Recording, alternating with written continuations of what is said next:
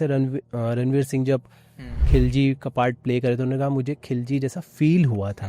या आप कितने भी हॉरर मूवीज़ की बात करें तो समटाइम्स हो सकता है कि वो मार्केट गिमिक हो कि वो कह रहे हैं हमें शूटिंग के टाइम पे हाँ ये सारी, बट ये सारी चीज़ें क्यों आती हैं, क्यों, क्या है वो ऐसी एनर्जी होती है क्योंकि हम उस जोन में जाते हैं और वो एंटिटीज़ हमारे पास आकर वो सारी चीज़ ऐसी पॉसिबिलिटीज़ हैं।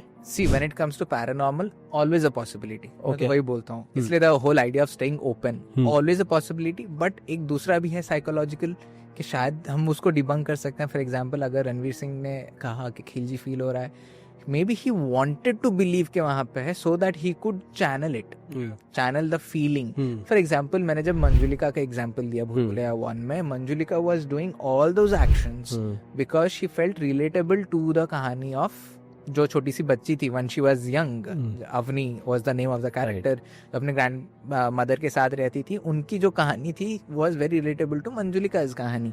तो उन्होंने जब relatable ढूंढा, she became Manjulika even though she wasn't. No, she wasn't possessed वहाँ पे कोई स्पिरिट नहीं था, बट उनका जो करंट कॉन्शियसनेस था got replaced by someone else consciousness because she got so much influence.